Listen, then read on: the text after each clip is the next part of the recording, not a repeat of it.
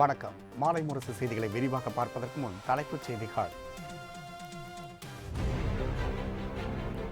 தமிழகத்தின் 4 சட்டசபை தொகுதி இடைத்தேர்தலில் போட்டியிடும் அதிமுக வேட்பாளர் பட்டியல் வெளியீடு. அதிமுக ஒருங்கிணைப்பாளர் ஓ பன்னீர்செல்வம், இணை ஒருங்கிணைப்பாளர் எடப்பாடி பழனிசாமி கூட்டாக அறிவிப்பு. ஸ்டெர்லைட் ஆலை திறக்க அனுமதி கோரிய வேதாந்தா நிறுவனத்தின் கோரிக்கை மீண்டும் நிராகரிப்பு. வழக்கு விசாரணை ஜூன் 11ஆம் தேதிக்கு ஒத்திவைத்து சென்னை உயர்நீதிமன்றம் உத்தரவு.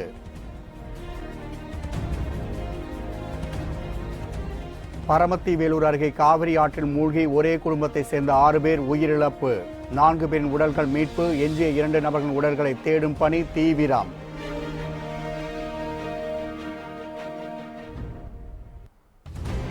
தாயாரிடம் ஆசி பெற்ற பின் அகமதாபாத் வாக்குச்சாவடியில் பிரதமர் நரேந்திர மோடி வாக்களிப்பு. தீவிரவாதிகளின் வெடிகுண்டுகளை விட வாக்குச்சீட்டு சக்தி வாய்ந்த ஆயுதம் என பேட்டி.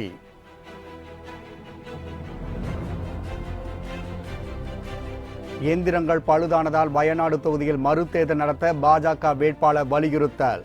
மேற்கு வங்க மாநில வாக்குச்சாவடி நாட்டு வெடிகுண்டுகள் வீசப்பட்டதால் பெரும் பரபரப்பு.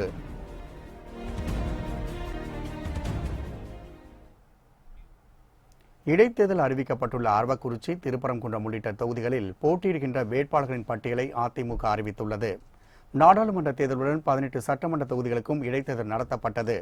இந்நிலையில் நிறுத்தி வைக்கப்பட்டிருந்த திருப்பரங்குன்றம், அரவக்குறிச்சி, ஒட்டப்பிடாரம், சூலூர் ஆகிய 4 தொகுதிகளுக்கும் அடுத்த மாதம் 19ஆம் தேதி தேர்தல் நடத்தப்படும் என தேர்தல் ஆணையம் அறிவித்திருந்தது. இதனையடுத்து அரசியல் கட்சிகள் வேட்பாளர்களை அறிவித்து வருகின்றன. அதன்படி அதிமுக சார்பில் போட்டியிடும் வேட்பாளர்கள் அறிவிக்கப்பட்டுள்ளனர். இதுகுறித்து அதிமுக தலைமை கழகம் வெளியிட்டுள்ள அறிக்கையில், சூலூர் தொகுதியில் VP கந்தசாமியும், அரவக்குறிச்சி தொகுதியில் VV செந்தில்நாதனும், திருப்பரங்குன்றம் தொகுதியில் S முனியாண்டியும், ஒட்டப்பிடாரம் தொகுதியில் முன்னாள் சட்டமன்ற உறுப்பினர் மோகனும் போட்டியிடுவார்கள் என்று குறிப்பிடப்பட்டுள்ளது.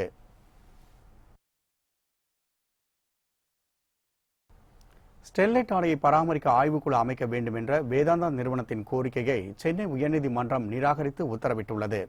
ஸ்டெர்லைட் ஆலை தொடர்பான வழக்கு விசாரணை சென்னை உயர்நீதிமன்றத்தில் நடைபெற்று வருகின்றது. சுற்றுச்சூழலை கருத்தில் கொண்டு ஆலையை திறக்க உத்தரவிடக்கூடாது என தமிழக அரசு சார்பில் மனு தாக்கல் செய்யப்பட்டுள்ளது. இந்நிலையில் ஆலையை பராமரிக்க தனிக்குழு அமைக்க வேண்டும் எனவும், ஆலையை மீண்டும் திறக்க உத்தரவிட வேண்டும் எனவும் வேதாந்தா நிறுவனம் சார்பில் மனு தாக்கல் செய்யப்பட்டது. இந்த மனுவை விசாரித்த சென்னை உயர்நீதிமன்றம் ஆலையை பராமரிக்க ஆய்வுக்குழு அமைக்க வேண்டும் என்ற வேதாந்தா நிறுவனத்தின் கோரிக்கையை நிராகரித்து உத்தரவிட்டுள்ளது. மேலும் வழக்கு முடியும் வரை ஆலையை திறக்க உத்தரவிட முடியாது என கூறிய சென்னை உயர்நீதிமன்றம் வழக்கு விசாரணையை ஜூன் 11ஆம் தேதிக்கு ஒத்திவைத்துள்ளது. இந்த வழக்கில் ஆஜரான மதிமுக பொதுச் செயலாளர் வைகோ கூறுகின்றையில் மேல் விவரங்களை தற்போது காணலாம்.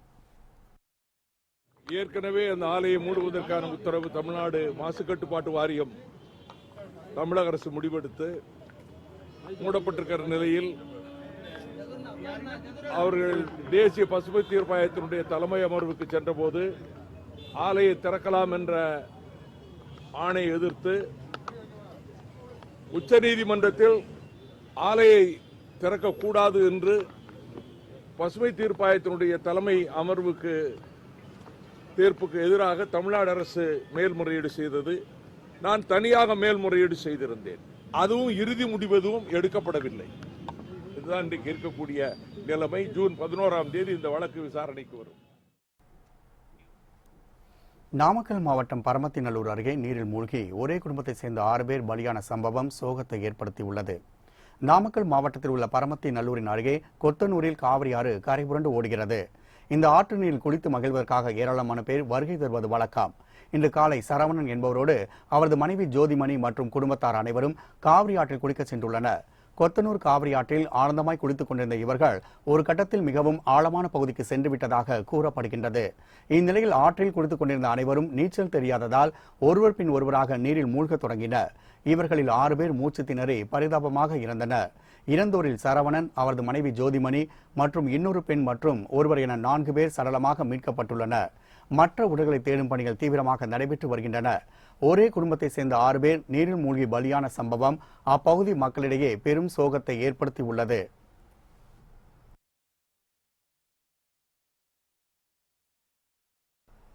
காங்கிரஸ் தலைவர் ராகுல் காந்தி போட்டியிடும் வயநாடு உட்பட நாடு முழுவதும் 15 மாநிலங்களில் உள்ள 117 மக்களவை தொகுதிகளில் தற்போது வாக்குப்பதிவு விறுவிறுப்பாக நடைபெற்று வருகிறது. 7 கட்டங்களாக நடைபெற்று வரும் மக்களவைத் தேர்தலில் முதல் 2 கட்ட வாக்குப்பதிவுகள் முடிவடைந்த நிலையில் 3ஆம் கட்டமாக 13 மாநிலங்கள் மற்றும் 2 யூனியன் பிரதேசங்கள் உட்பட 117 தொகுதிகளில் தற்போது வாக்குப்பதிவு விறுவிறுப்பாக நடைபெற்று வருகிறது. இதில் குஜராத் மாநிலத்தில் 26 தொகுதிகளிலும், கேரளாவில் 20 தொகுதிகளிலும், கர்நாடகாவில் 14 தொகுதிகளிலும், மகாராஷ்டிராவில் 14 தொகுதிகளிலும் மற்றும் உத்தரப்பிரதேசத்தில் 10 தொகுதிகளிலும் வாக்குப்பதிவு காலை 7 மணி முதல் தொடங்கி நடைபெற்று வருகிறது. இது தவிர சத்தீஸ்கரில் 7 தொகுதிகளிலும், ஒடிசாவில் 6 தொகுதிகளிலும், மேற்கு வங்கத்தில் 5 தொகுதிகளிலும், பீகாரில் 5 தொகுதிகளிலும் மற்றும் அசாமில் 4 தொகுதிகளிலும் வாக்குப்பதிவு விறுவிறுப்பாக நடைபெற்று வருகின்றது. மேலும் கோவாவில் 2 தொகுதிகளிலும், திரிபுராவில் 1 தொகுதியிலும், ஜம்மு காஷ்மீரில் 1 தொகுதியிலும் மற்றும் யூனியன் பிரதேசங்களான தாத்ரா நாகர் ஹவேலி தொகுதியிலும், டையூ டாமன் தொகுதியிலும் மக்கள் நீண்ட வரிசையில் நின்று ஆர்வத்துடன் வாக்களித்து வருகின்றனர். 3ஆம் கட்ட மக்களவைத் தேர்தலில் அகமதாபாத்தில் பிரதமர் நரேந்திர மோடியும் கண்ணூரில் முதலமைச்சர் பினராயி விஜயனும் தங்களது வாக்கினை பதிவு செய்தனர். குஜராத் மாநிலம் காந்தி நகரில் உள்ள கெஸ்ட் ஹவுஸிலிருந்து தனது தாயார் வீட்டுக்கு சென்ற பிரதமர் நரேந்திர மோடி அங்கு தாயார் ஊட்டிய உணவை உண்டதோடு அவருக்கும் உணவு ஊட்டினார். இதனைத் தொடர்ந்து பிரதமர் மோடி தாயாரிடம் காலை விழுந்து ஆசி பெற்ற பின்னர் வீட்டை விட்டு வெளியேறி அந்த பகுதி மக்களுடன் உரையாற்றினார். இதனிடையே பிரதமர் மோடி வாக்களிக்கும் நிஷான்மேல் நிலைப்பள்ளிக்கு தனது ஆதரவுடன் நடந்து சென்ற காந்தி நகர் தொகுதி பாஜக வேட்பாளரும் பாஜக தேசிய தலைவருமான அமித்ஷா அந்த வாக்குச்சாவடி செய்யப்பட்டிருந்த பாதுகாப்பு ஏற்பாடுகளை பார்வையிட்டார். இதனையடுத்து தனது ஆதரவாளருடன் அவர் மோடி வருகை எதிர்பார்த்து காத்திருந்தார். இந்நிலையில் வாக்குச்சாவடிக்கு சென்ற பிரதமர் மோடிக்கு சாலையின் இருபுறமும் ஏராளமான மக்கள் திரண்டு உற்சாக வரவேற்பு அளித்தனர். பின்னர் காரில் இருந்து இறங்கிய பிரதமர் மோடி அனைவருக்கும் வணக்கம் தெரிவித்தபடி சென்றபோது அமித்ஷா உள்ளிட்ட பாஜகவினர் வரவேற்றனர். இதனைத் தொடர்ந்து வாக்குச்சாவடிக்குள் சென்ற பிரதமர் மோடி நேரடியாக உள்ளே சென்று தனது வாக்கினை பதிவு செய்தார். கேரள மாநிலம் கண்ணூரில் உள்ள RCA அமலா UB பள்ளிக்கு வாக்களிக்க சென்ற முதலமைச்சர் பினராயி விஜயன் அங்கு வாக்களிப்பதற்காக நீண்ட வரிசையில் காத்திருந்த மக்களுடன் தானும் நின்று வரிசையில் சென்று ஜனநாயக கடமையை நிறைவேற்றினார். நீண்ட நேரம் வரிசையில் காத்திருந்து பினராயி விஜயன் வாக்களித்ததை அப்பகுதி மக்கள் வரவேற்றனர்.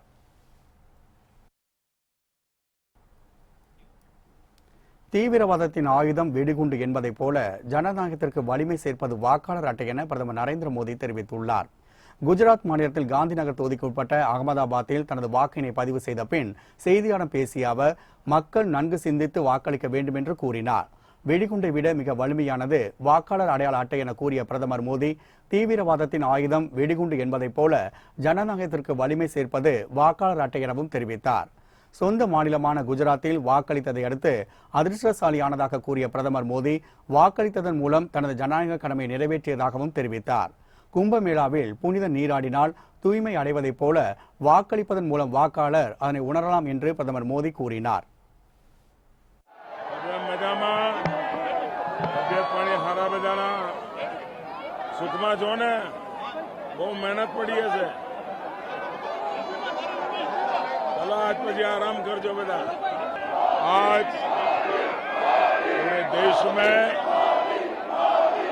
तीसरे चरण का मतदान हो रहा है। मेरा ये सौभाग्य है कि मुझे भी आज मेरा कर्तव्य निभाने का लोकतंत्र के इस महापर्व में मतदान करके उस पवित्रता की मैं अनुभूति करता हूं। 3ஆம் கட்டமாக நடைபெற்று வரும் மக்களவைத் தேர்தலில் காலை 11 மணி நிலவரப்படி 15 மாநிலங்கள் உள்ள 117 தொகுதிகளில் சராசரியாக 11.34% வாக்குகள் பதிவாகியுள்ளன.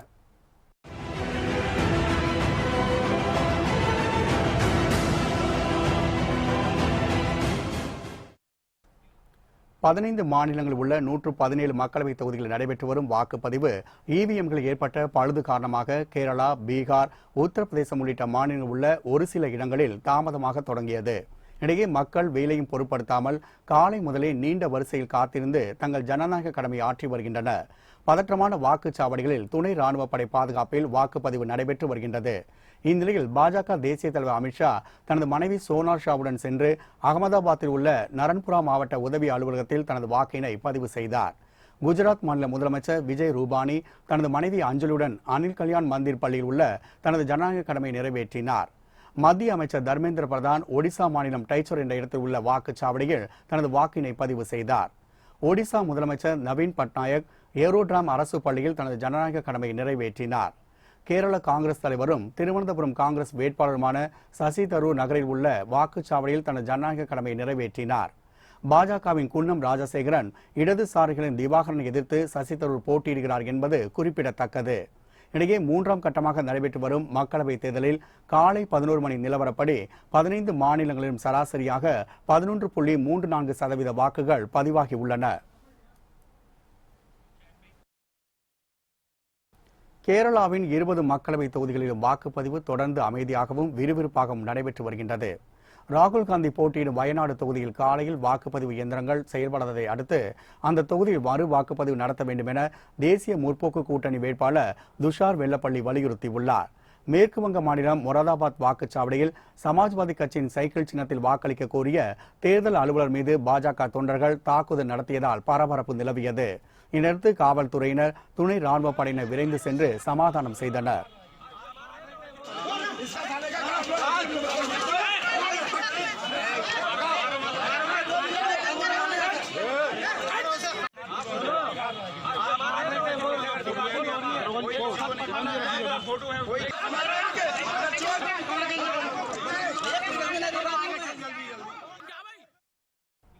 மகாராஷ்டிராவின் அகமது நகர் தொகுதியில் உள்ள ராலேகான் சித்தியில் சமூக ஆர்வலர் அண்ணா ஹசாரே தனது ஜனநாயக கடமையை நிறைவேற்றினார். கேரள மாநிலம் திருவனந்தபுரம் தொகுதியில் பாஜக வேட்பாளர் குன்னம் ராஜசேகரன் பொதுமக்களுடன் வரிசையில் நின்று தனது ஜனநாயக கடமையை நிறைவேற்றினார். இடையே கொச்சியில் உள்ள வாக்குச்சாவடியில் பிரபல நடிகர் மம்முட்டி மற்றும் திருவனந்தபுரத்தில் உள்ள வாக்குச்சாவடியில் நடிகர் மோகன்லாலும் தங்கள் வாக்கினை பதிவு செய்தனர். குஜராத் சுரேந்திர நகர் தொகுதியில் விராகாம் பகுதியில் உள்ள வாக்குச்சாவடி எண் 252 காங்கிரஸ் தலைவர் ஹிர்திக் பட்டேல் தனது வாக்கினை பதிவு செய்தார். கர்நாடகாவில் குல்பர்கா தொகுதியில் போட்டியிடும் காங்கிரஸ் வேட்பாளர் மல்லிகார்ஜுன கார்கே அந்த பகுதியில் உள்ள வாக்குச்சாவடி எண் 119 தனது ஜனநாயக கடமையை நிறைவேற்றினார். ஒடிசா, குஜராத், கோவா ஆகிய மாநிலங்களில் இடைத்தேர்தல் வாக்குப்பதிவு நடைபெற்று வருகின்றது. மக்கள் நீண்ட வரிசையில் நின்று வாக்களித்து வருகின்றனர். ஒடிசாவில் உள்ள 147 சட்டமன்ற தொகுதிகளில் இன்று 4ஆம் கட்டமாக 42 தொகுதிகளுக்கு வாக்குப்பதிவு விறுவிறுப்பாக நடைபெற்று வருகின்றது. குஜராத்தில் துரந்தர், மணிவடார், உன்னா மற்றும் ஜாம்நகர் ஆகிய 4 சட்டமன்ற தொகுதிகளில் இடைத்தேர்தல் வாக்குப்பதிவு தொடங்கி நடைபெற்று வருகின்றது. மொத்தம் 45 வேட்பாளர்கள் போட்டியிடுகின்றனர். இங்குள்ள 4 தொகுதிகளில் காங்கிரஸ் எம்எல்ஏக்கள் தங்கள் கட்சியிலிருந்து விலகி பிஜேபியில் இணைந்தனர் என்பது குறிப்பிடத்தக்க ஒன்றாகும். செவ்வாய்க்கிழமை ஒரே நேரத்தில் நடத்தப்பட வேண்டிய தலாலா சட்டமன்ற தொகுதி தேர்தல் உச்சநீதிமன்றத்தால் தற்காலிகமாக நிறுத்தப்பட்டுள்ளது. கோவாவில் உள்ள 3 மாநில சட்டப்பேரவை தொகுதிகளுக்கான வாக்குப்பதிவு ஒரே கட்டமாக நடைபெற்று வருகின்றது. இரு தொகுதிகளில் 12 வேட்பாளர்களும் 3 சட்டமன்ற தொகுதிகளையும் சேர்த்து மொத்தம் 18 வேட்பாளர்கள் களத்தில் உள்ளனர். சிரோடா, மாற்று மேன்ரோம் தொகுதிகளில் காங்கிரஸ் எம்எல்ஏக்களின் பதவி விலகல் காரணமாகவும் மாபுசா தொகுதியில் பாஜக எம்எல்ஏவின் மரணத்தால் அந்த 3 தொகுதிகளும் இந்த இடைத்தேர்தலை சந்திக்கின்றன.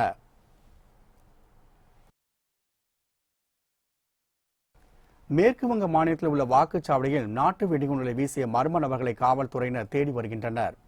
மேற்கு வங்க மாநிலம் முர்சிதாபாத் தொகுதிக்குட்பட்ட டோம்கர் நகராட்சி பகுதியில் உள்ள வாக்குச்சாவடி அருகே வாக்குப்பதிவு அமைதியாக நடைபெற்றுக் கொண்டிருந்தது. அப்போது வாக்குச்சாவடி வெளியே திரிணாமுல் காங்கிரஸ் தொண்டர்கள் கூட்டமாக நின்று கொண்டிருந்தனர். அப்போது மர்ம நபர்கள் சிலர் நாட்டு வெடிகுண்டுகளை வீசிவிட்டு தப்பியோடிவிட்டனர். இந்த திடீர் தாக்குதலில் படுகாயமடைந்த திரிணாமுல் காங்கிரஸ் தொண்டர்கள் அருகில் உள்ள மருத்துவமனைக்கு கொண்டு செல்லப்பட்டனர். இந்த சம்பவம் காரணமாக டோம்கல் வாக்குச்சாவடியில் சிறிது நேரம் வாக்குப்பதிவு தடைபட்டது.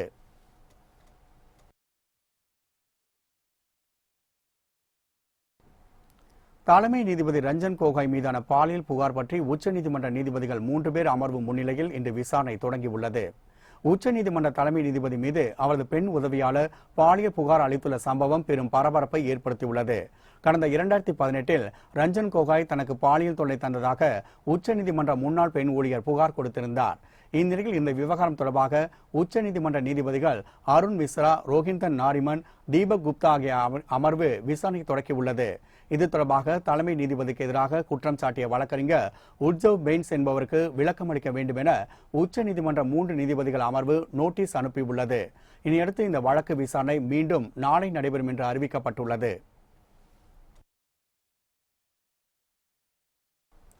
குண்டுவெடிப்பில் 310 பேர் பலியான நிலையில் உயிரிழந்தவர்களின் நினைவாக இன்று இலங்கை முழுவதும் துக்க நாள் அனுசரிக்கப்படுகின்றது. இலங்கையில் நடைபெற்ற வெடிகுண்டு தாக்குதலில் 310 பேர் உயிரிழந்த நிலையில் அங்கு பலத்த பாதுகாப்புகள் போடப்பட்டுள்ளன. மேலும் தேவாலயங்களுக்கு பாதுகாப்பு வழங்குவது குறித்து சிறப்பு அறிக்கை ஒன்றை தயாரிக்குமாறு பாதுகாப்பு அமைச்சகத்திற்கு அதிபர் சிறிசேன உத்தரவிட்டுள்ளார். இந்நிலையில் கொழும்பு பேருந்து நிலையத்தின் அருகே இன்று 87 டெட்டனர்கள் கைப்பற்றப்பட்டதால் இலங்கையில் மீண்டும் பதற்றம் ஏற்பட்டுள்ளது. வெடிகுண்டு தாக்குதல்களை தவ்ஹீத் ஜமாஅத் அமைப்பை சேர்ந்தவர்கள் நிகழ்த்தியுள்ளதால் சந்தேகத்தின் பேரில் இதுவரை 27 பேர் கைது செய்யப்பட்டுள்ளனர். இடையே தேவாலயத்திற்குள் வைக்கப்பட்டிருந்த ரகசிய கேமராவில் தாக்குதல் நடத்திய நபர் ஆலயத்தின் உள்ளே வரும் சிசிடிவி காட்சிகள் தற்போது வெளியாகியுள்ளன. இதன் அடிப்படையில் போலீசார் விசாரணை நடத்தி வருகின்றனர். இலங்கையில் மேலும் அசம்பாவிதங்கள் நடைபெறாமல் இருக்க மீண்டும் அவசர நிலை அமல்படுத்தப்பட்டுள்ளது. அதேபோல் ஊரடங்கு உத்தரவும் பிறப்பிக்கப்பட்டுள்ளது.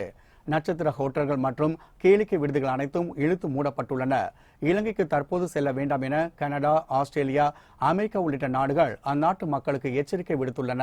இடையே வெடிகுண்டு தாக்குதலில் உயிரிழந்தோர் குடும்பங்களுக்கு தலா 10 லட்சம் ரூபாய் இழப்பீட்டுத் தொகை வழங்க இலங்கை அமைச்சரவை முடிவு செய்துள்ளது. அத்துடன் உயிரிழந்தவர்களுக்காக இன்று இலங்கை முழுவதும் துக்க நாளாக அனுசரிக்கப்படுகின்றது. இலங்கை தாக்குதலில் பலியான இந்தியர்களின் எண்ணிக்கை 8ஆக உயர்ந்துள்ளது குறிப்பிடத்தக்கது.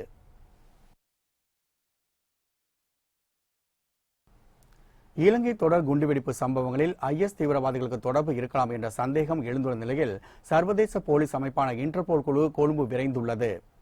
இலங்கை குண்டுவெடிப்பு நிகழ்வுகளில் சர்வதேச பயங்கரவாத இயக்கமான IS அமைப்புக்கு தொடர்பு இருக்கலாம் என சந்தேகிக்கப்படுகின்றது. IS இயக்கத்தின் ஆதரவு தொலைக்காட்சி ஒன்றில் இலங்கையில் தற்கொலை தாக்குதல் நடத்தியவர்கள் என 3 படத்தை வெளியாகியுள்ளது. அபுல் வரா, அபுல் முக்தார் மற்றும் அபுல் உபைதா ஆகியோர் இந்த தாக்குதலை நடத்தியவர்கள் என அந்த தொலைக்காட்சி தெரிவித்துள்ளது. இலங்கையில் செயல்படும் நேஷனல் தவ்ஹீத் ஜமாஅத் என்ற அமைப்பின் பொறுப்பாளரான லஹ்ரான் ஹாசின் என்பவரே அபுல் உபைதா என்று அந்த தொலைக்காட்சியில் தெரிவிக்கப்பட்டுள்ளது. இதையடுத்து தொடர் குண்டுவெடிப்பால் பாதிக்கப்பட்டுள்ள இலங்கைக்கு குழு ஒன்றை சர்வதேச போலீஸ் அமைப்பான இன்டர்போல் அனுப்புகின்றது. சம்பவ இடங்களை ஆராய்தல், வெடிகுண்டுகளை ஆய்வு செய்தல், தீவிரவாத தடுப்பு, பேரிடர் பாதிக்கப்பட்டவர்களை அடையாளம் காண்பது ஆகியவற்றில் சிறப்பு திறன் பெற்றவர்கள் இந்த குழுவில் இடம்பெற்றிருக்கிறார்கள் என்பது தெரிவிக்கப்பட்டுள்ளது. ஆனால் இவை அனைத்தும் உறுதி செய்யப்படவில்லை என்பது குறிப்பிடத்தக்கது.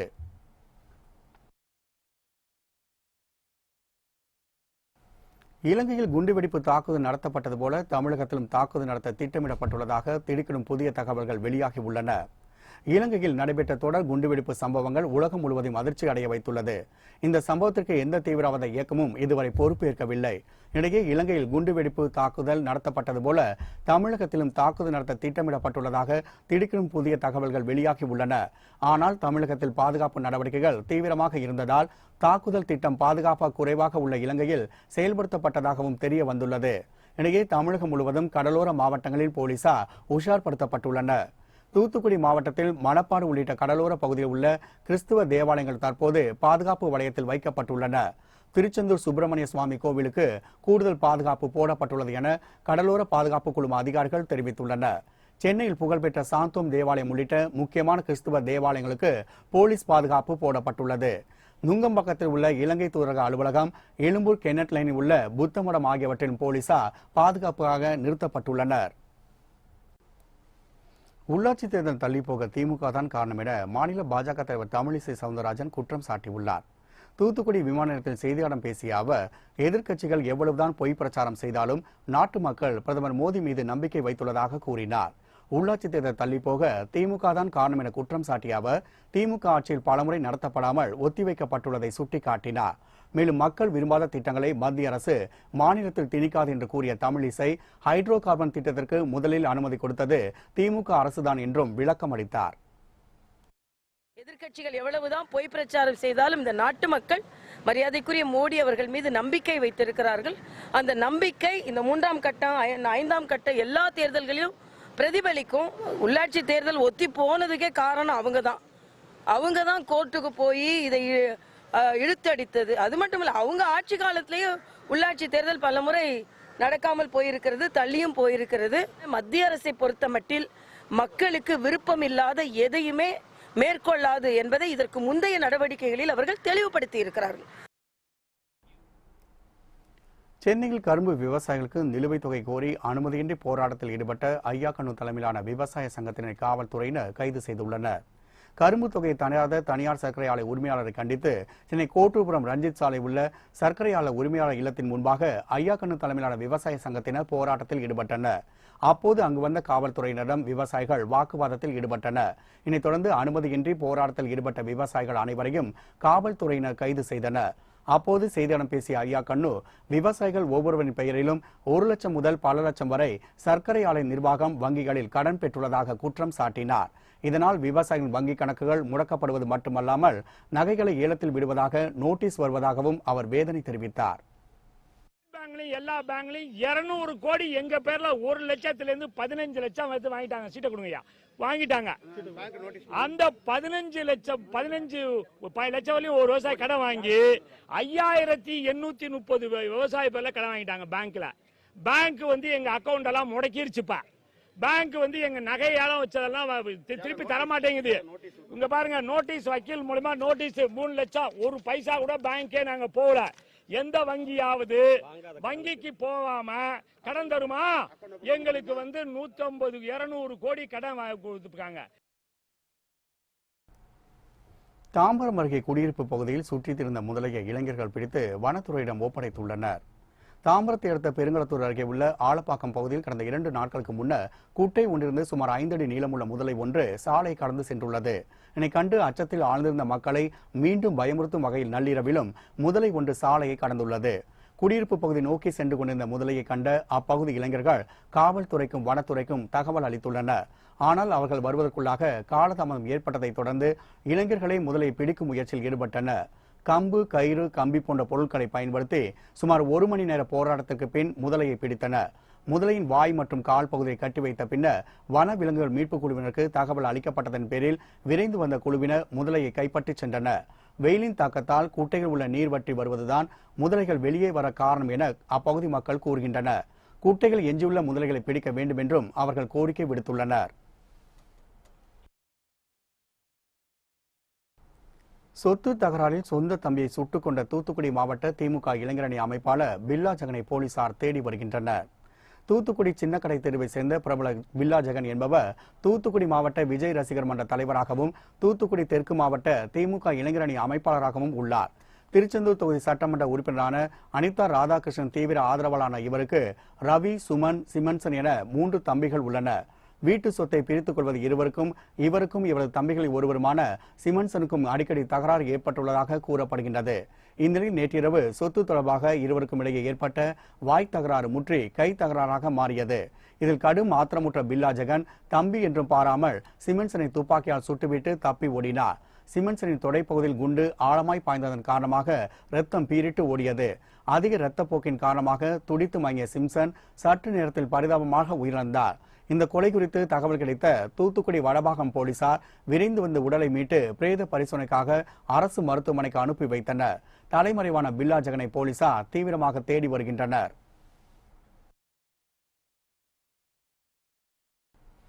சென்னையில் குடிபோதையில் தந்தையை குத்தி கொன்ற மகன் கைது செய்யப்பட்டுள்ளார். சென்னை பாடி கலைவாண நகர் பகுதியை சேர்ந்த தமிழ்ச்செல்வன் என்பவர் பழ வியாபாரம் செய்து வருகிறார். இவருக்கு சூரிய பிரகாஷ் என்ற 26 வயது மகன் உள்ளார். இவரது மகன் தினமும் குடித்துவிட்டு வந்து பெற்றோருடன் தகராறு செய்வதை வழக்கமாக வைத்துள்ளார். நேற்று இரவு வழக்கம் போன்று குடித்துவிட்டு வீட்டுக்கு வந்த அவரது மகன் சூரிய பிரகாஷ் பெற்றோரோடு தகராறில் ஈடுபட்டுள்ளார். இந்த தகராறில் வீட்டிலிருந்த கத்தியால் தனது தந்தையை சூரிய பிரகாஷ் குத்திவிட்டு தலைமறைவானார். இதுகுறித்து தகவல் அறிந்து வந்த ஜே நகர் போலீசார் தமிழ்ச்செல்வன் உடலை மீட்டு பிரேத பரிசோதனைக்காக சென்னை கீழ்ப்பாக்கம் அரசு மருத்துவமனைக்கு அனுப்பி வைத்தனர். கோயம்பேட்டில் தலைமறைவாக இருந்த சூரிய பிரகாஷை உதவி ஆய்வாளர் சுதாகர் மடக்கி பிடித்து கைது செய்து விசாரணை மேற்கொண்டு வருகிறார்.